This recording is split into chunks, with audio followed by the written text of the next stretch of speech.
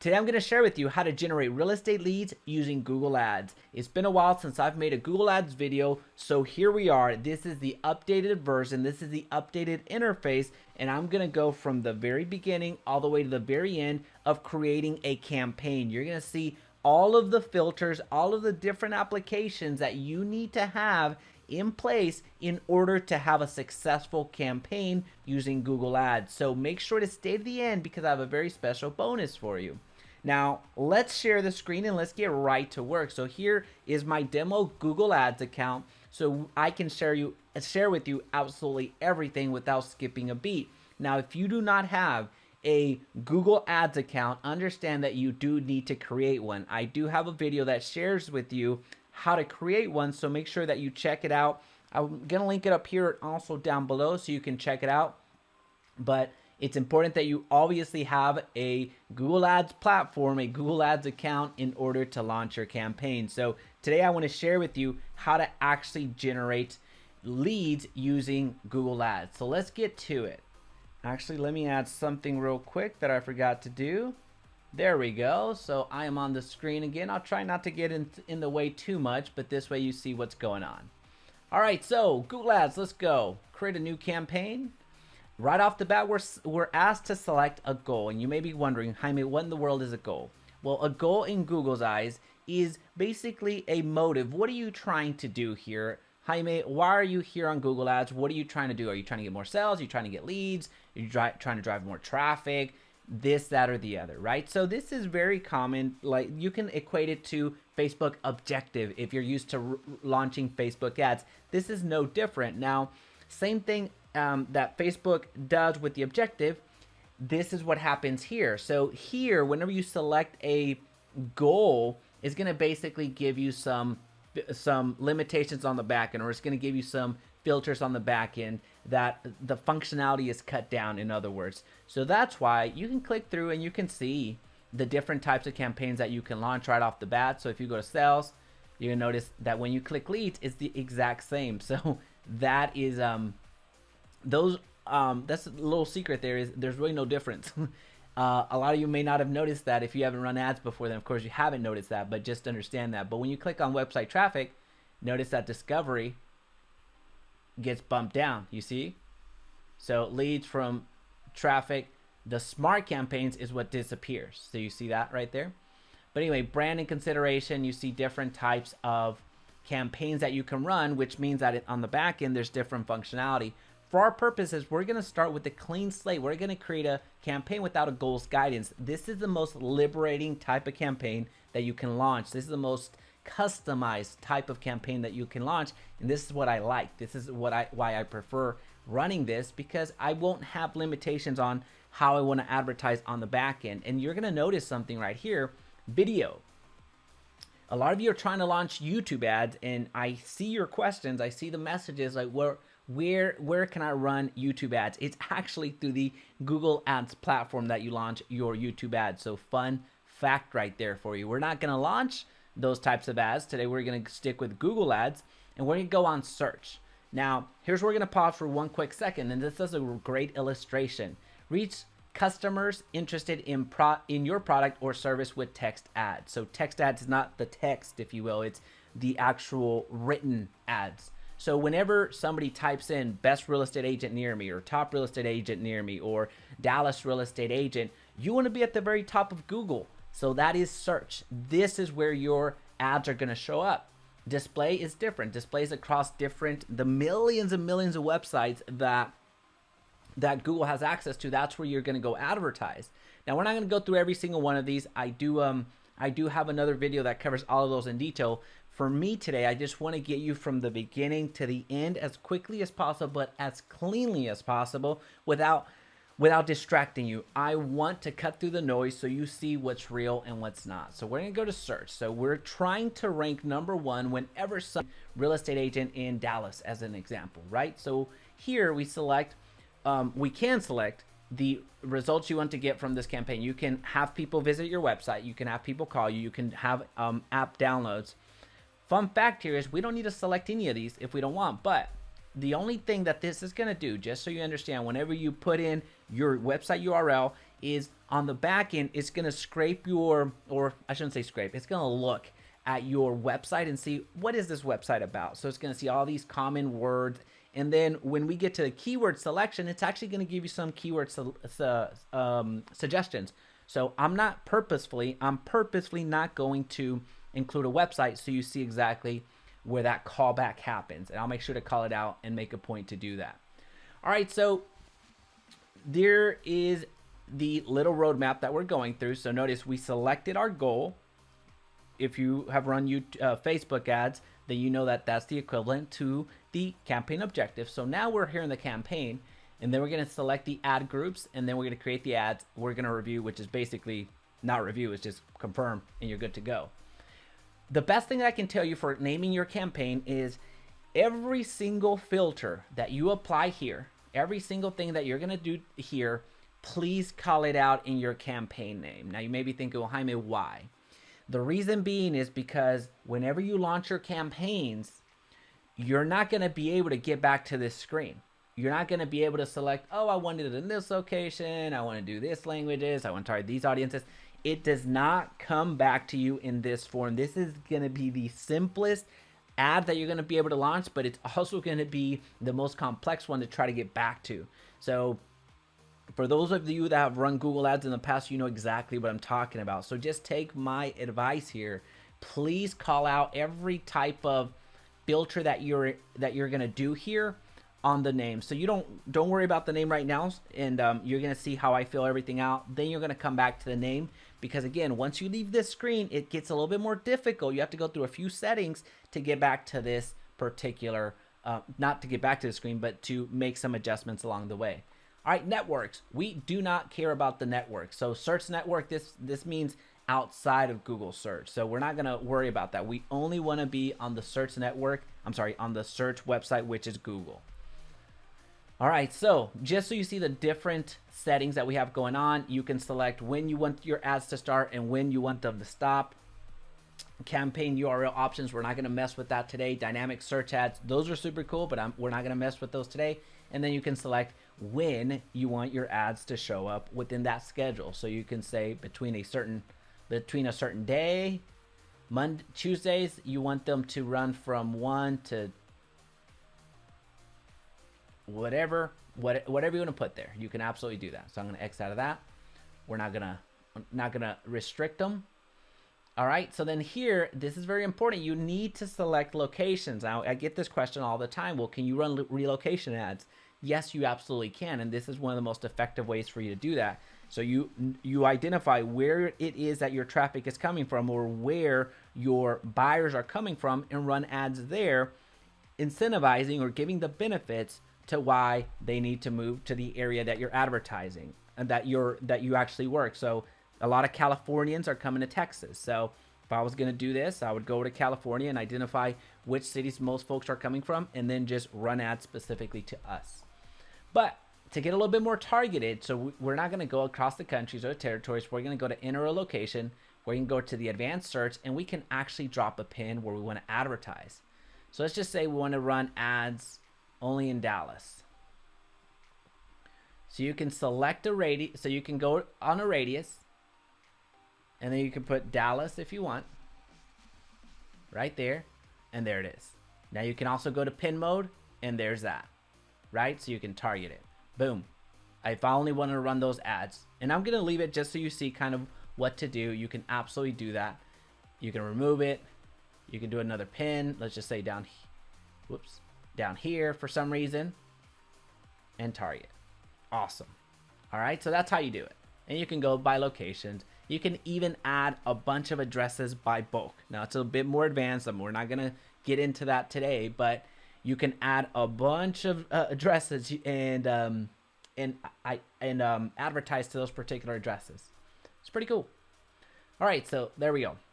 Now, presence or interest. So people regularly in or who've shown interest in your targeted locations. So notice what that said. People regularly in or who've shown interest in your target location. So back to the relocation is absolutely something that you want to do. So if you're looking to get somebody from California, or the Californians coming over here to Texas, And that's where that's something that you can absolutely do. And you're actually going to be pulling in from that audience just by nature because they've shown interest in this particular area. So in this particular situation, you don't even have to target California. You're already doing that by simply selecting who is interested in the location that you're advertising. That's powerful. Now, if you're looking for listings as an example, then people in or regularly in your targeted locations. So that's where you would switch to this, because people in or regularly in typically are living in this location. So then you're not advertising to people that are showing interest in Dallas in that example. So if you're going for listings, then you can do that. But for our purposes today, we're going to leave it at that. That's going to be fine for us. Languages. To show ads to people who Spanish is a language preference, select Spanish as your campaign language and use Spanish ad text, blah, blah, blah. So this isn't just exclusive for Spanish. You can highlight other language preferences that the user has actually selected. I suggest if you are trying to go after the Spanish market, go ahead and leave English on, but also use Spanish, because a lot of the individuals that are using their phone, they never switch over fully to the Spanish side. So to the Spanish settings, they read the content in English as well. So just make sure that if that's the audience that you're targeting, be aware of that. Now here is where you cut out a lot of distraction. So audiences, select audiences to add to your campaign. You can create new audiences, blah, blah, blah. So we're going to go through this very, very quickly, but with the audience is basically another layer to your marketing. So what's very important about here is don't over try to improve your audience. Don't over try to filter your audience. So over improve or over filtering is going to kill your ads. It's going to be super expensive and it's going to be difficult for the ads to actually run. So if you're looking for that 22-year-old that has 2 kids, that has interest in motor sports and all this other stuff, that owns a house, stop right now, because that is just too much to ask from the platform. It's going to get super expensive and your ads are going to be suppressed so much that they're actually not going to launch. So please be aware of that. All right, so who they are, basically demographics. So when you click on who they are, you can select parental status, marital status, education, home ownership status. Check that out, home ownerships and renters. Now here's the thing, it's important to leverage these now, because in the very near future, this type of information will go away. This isn't even a question of if, it's a question of when. So let's go ahead and make use of this now that we have this still available to us, because the same thing that happened over on Facebook where the special ad category was introduced, they actually did announce that was going to happen actually last year. Actually before last year, it was 2019. But you're still able to do this. Just understand you're still able to do this at the moment, but depending on when you're watching this video, that could have changed. So just be aware of that. But anyway, when it comes to the demographics, you can select the parents if they're parents of toddlers. So that might be a good moving up opportunity. If they're looking at people, if you want to target people that are parents of teenagers, that could be a good opportunity for you to start advertising on downsizing, because you have empty nesters, marital status. There you go. So in a relationship, well, that could potentially lead to a marriage at some point, right? So we're not going to spend too much time here, but just understand that the important categories are here in the browse, who they are, what their interests are in, so their affinity, what they're normally into at the moment. I'm sorry, what their normal pattern is, the affinity, and then what they're actively researching or planning. This is where their pattern and their behavior, their normal activity deviates.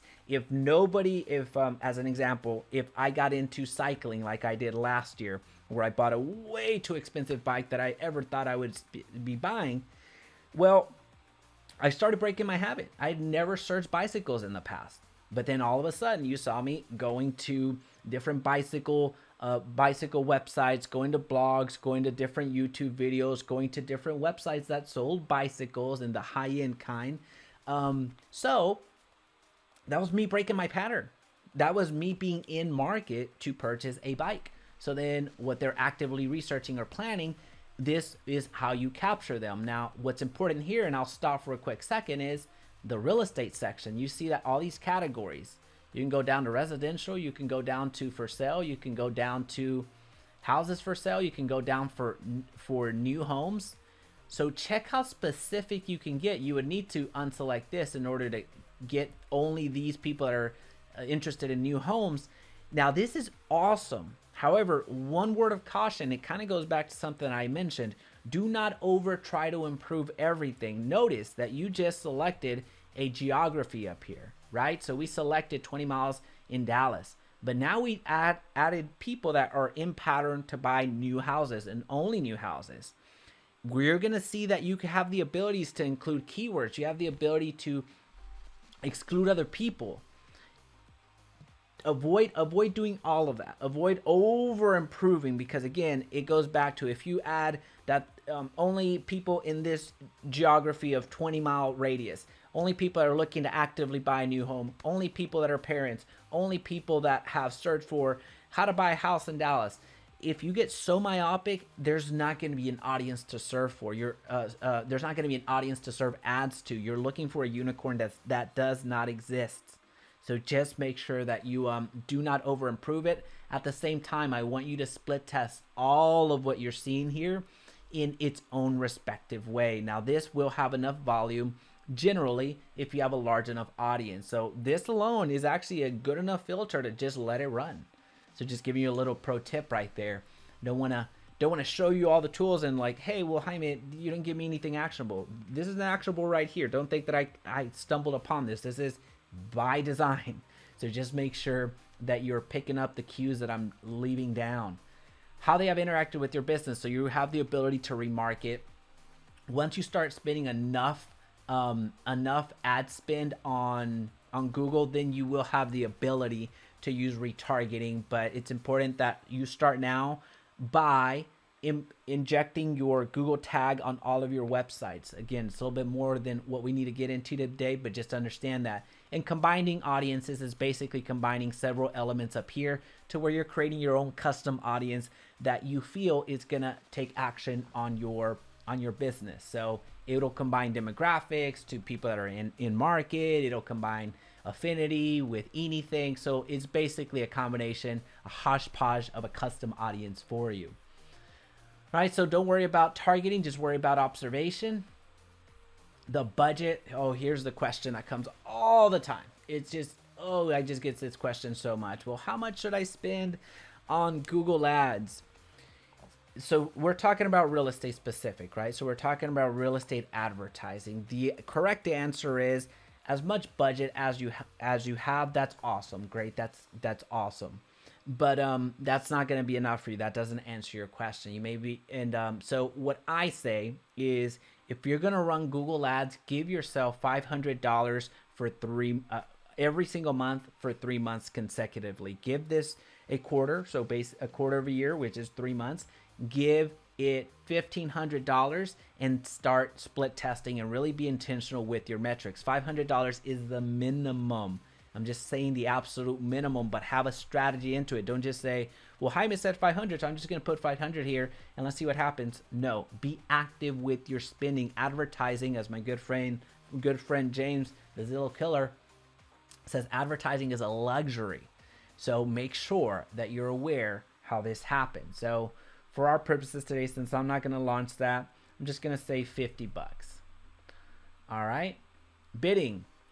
What do you want to focus on? Conversions. So conversions is, for one, conversions is something that you should have already set up before you got here. If you plan to do conversions, I do have a video that I really break all the conversion strategy up. So I'll make sure that I link it up here and also down below. The conversions is something that you're measuring. So you're telling Google,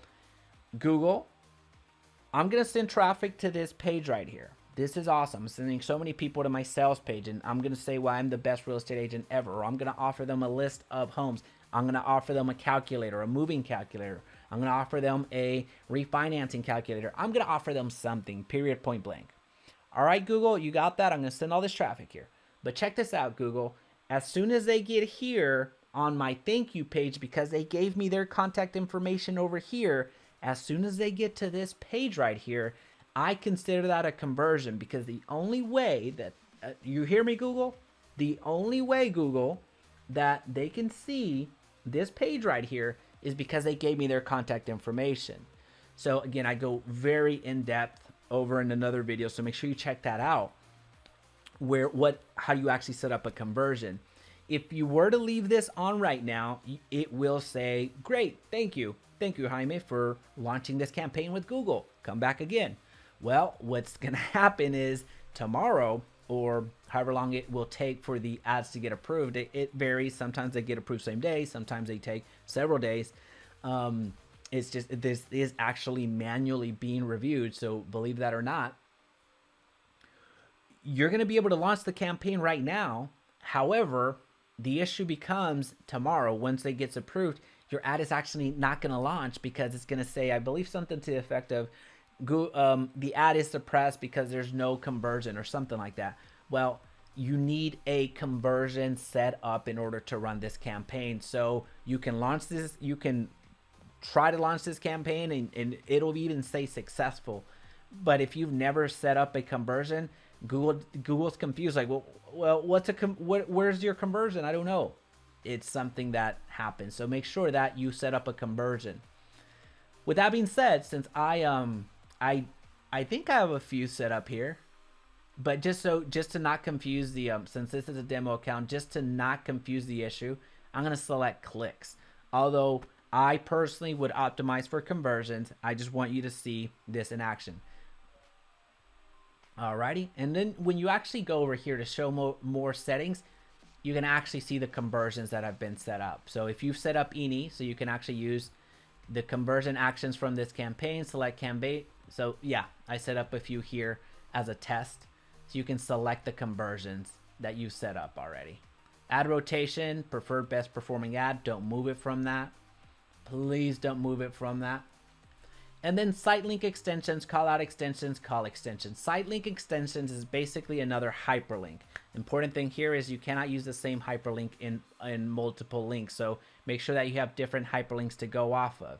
So site link extensions are something that basically whenever you type in, let's say Nike shoes as an example, you can add, you're going to see like men's shoes, women's shoes, red shoes, whatever within that search.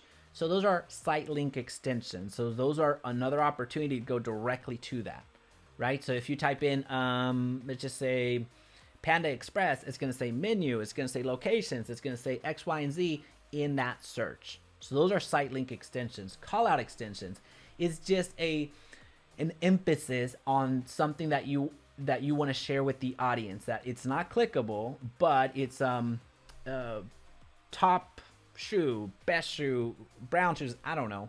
So it's going to have those the extensions, the call out extensions, where you emphasize something about your particular service. So it's a point of emphasis that you want to share with the public. Call extensions is your phone number. And when you go with call extensions, you can actually use your own office number, or you can do a tracked phone number, which isn't going to be your phone number. It's going to be Google's phone number, but that way you see how many calls came through. So it'll give you that type of disclosure. So we're not going to go through all of these right now. They are very intuitive for you to create on your own. I want to keep these videos as succinct as possible, but as thorough as possible. And our best and highest use is not going through every single one of these, because they're actually pretty intuitive.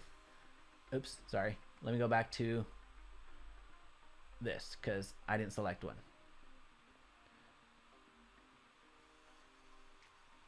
All right, so notice that I just hit continue. Before you would have gone to the next, you needed to have updated your campaign name. Remember, put as much information on the filters that you applied in this particular campaign so you know what you're doing within it, because when you're reviewing your reports, it's a little bit difficult. The ad group name, so this is where I do that callback on the keywords right here. If I would have typed in my domain in that beginning where I said, hey, make sure I'm going to do a callback, this is it. If I would have put that URL here, then it would already be here and they would give me some suggested keywords. That's really the only thing that it does. So don't think it's mission critical to fill everything out. So then here I would just put, if I'm going to go after top realtor Dallas, that's what I'm going off of. So whenever somebody types in top realtor Dallas, this would be my keyword. So then I would put realtor Dallas. Actually, we'll just put realtor Dallas. Not worried about that. Realtor Dallas is going to give me some suggestions. So if I want to go based off of the strategy of just selecting real estate agent, realtor, top realtor, best real estate agent, best real estate agents. So going off of that little structure right there, then I would just select the suggestions that they gave me.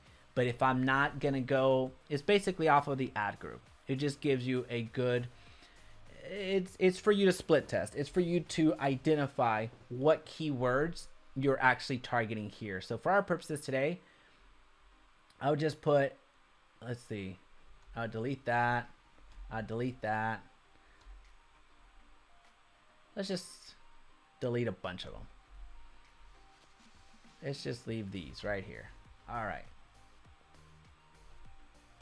Let's just say these. You're going to need a lot more, just so you know.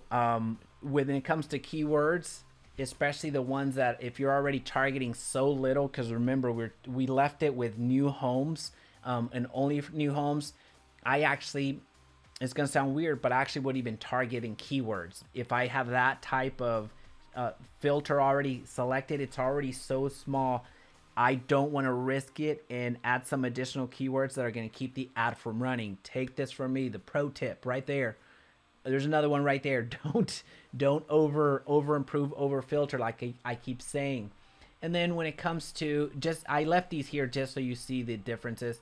Keyword, just a broad match, meaning if I leave these right here, this is broad match. So anytime somebody types in anything close to Dallas real estate, my ad has a potential of showing up. It's an auction style system, so it's not always going to show up. So don't think that, oh, well, I typed Dallas, Texas real estate. Why is my ad not showing up? Well, one, it's an auction, so you're not going to always show up. And then two, you're going to quickly run out of money if that's what, if you're only going to, if you're going to target such big keywords, independent of the filter that we just added, of course. Just understand that it's not always going to show up. But broad match is anytime anybody searches, anything close. If they misspell Dallas, chances are that it can show up. If they don't even include Texas, TX, chances are that it could show up. So that's broad match. Anything close in the ballpark, right? So this one is just pretty broad. Keywords, so phrase match. So right here, if I were to put the quotes. So phrase match, I need this somewhere. I need this either top Dallas real estate agents or Dallas real estate agents that work or whatever. So as long as this is the exact the phrase match, then it has a chance of showing up. And then exact match, this means that Google, I want you to only show my ad when somebody does this. Dallas Realtors. That's the only time I want you to show my ad. Now, with that being said, you see the three different ways. There is something called broad match modifier, but we're not going to get into that. You can hit learn more, and actually it's going away or it's been redefined. But this, for all intents and purposes, for what we're trying to do, this is more than enough to get you started and be successful. What's important here, though, is even though I just gave you the, hey, this is going to be the exact match, even though I just gave you that definition and the keyword, the phrase match, even though I just gave you that, Google will actually go out of its way sometimes to serve up your ads to somebody that typed in Fort Worth Realtors as an example. It's going to take that creative liberty because your ad is not showing up, so it's trying its best to pull in results. So make sure that you go, whenever you're reviewing your ads, you go and review the keywords that are driving your clicks. So I know this is confusing. I know it can get a bit much, but this is something that you're not going to hear anywhere else. No one else is, especially in our space. There's a lot of people that have watched my videos and are trying to, and have copied them just straight up, but don't know what they're talking about. So this is something they're not going to tell you because they don't run ads. So please, please, please just be aware of that. All right, so with that being said, I could add another ad group, but I'm not going to, so just know that you can do that. So you can split test based off of the ad groups. We're going to save and continue. And this is where you actually start advertising. This is the ad. This is what's going to show up to the audience. Now here, make good use of this preview screen because this was not here back in the day, back in my day. So just make sure you say your prayers and thank them for including this preview because this was so difficult to actually get. And there's a back end way to see your preview, but now you actually see it right in front of you. So there you go. All right, so final URL. Let's just say I wanted to send people to my website as an example, JaimeResendiz.com. All right, there's my website, and it's gonna ask me for the secure thing. Okay. So now I'm gonna go back here, and I'm gonna go HTTPS / wait, is it this? I always forget if these. There we go. I guessed right. So anyway, so it's gonna ask for that secured, and it is secured. So here, these little display URL things, those are for show. They're phantom URLs. So I could say top Dallas or best top Dallas realtor. It's an example. All right, and then here you have so many different headlines to choose from, and it's gonna give you. You can see them right here. It's giving you different headlines to choose from. It's not going to run all 6 of them, or I think it's 7. 1, 2, 3, 4, 5, 6, 7. It's not going to run all 7. It's going to give you the top 3. So here you're going to put top realtor, and I'm just going to go through best realtor. You're going to put a lot more effort into this, I hope. Dallas realtor, choose me. I'm the best. I don't know. All right, so I just want to give you some examples. Now, here's the pro tip. Don't overuse exclamation points or something that something like that, and also don't overuse capitalized letters. So if I put top and then if I put best, let's just go with best, BEST, and I put that all in caps, the ad's not going to run. It's going to say, hey, don't be silly. Stop it. So just know that. All right. So you're going to go through and whatever it is that you're offering, if you're offering just your services in the sense of, hey, this is just more of a branding play. I'm not necessarily looking to get somebody to download. I just want people to find me. You see it cycling through right there, right? So you can use one of these types of campaigns, just more branding. But if you really want to get leads, here's the difference. If you really want to get leads, you need to drive people to a landing page that has a purpose. So if you're offering a list of homes under 400,000, then make sure that you have a landing page with that purpose. If you're trying to showcase one of your multi-million-dollar properties and want to really drive some traffic to it, so luxury real estate in Dallas, you know how much commission you're making from that. If you want to allocate $1,000 of that just to build your brand and also drive traffic to that particular landing page that you've created for that singular property, then you can do that. If you're driving people to a landing page that has a refinance calculator, that one's not going to work as much because they can get that type of information, but you have that ability. What I'm trying to convey here is you need a landing page that is actually dedicated to the message that you're conveying over here. All right. So don't say like, hey, I'm the best. Well, let's just say, hey, get your listing, get your home's valuation for free instantly and all this stuff. And then you send them to a generic website. That's a good way to waste money because people were promised something. And then here they are on your website and you don't even have a home valuation button. So that could become problematic. No, that is problematic. All right, so descriptions. Descriptions are here.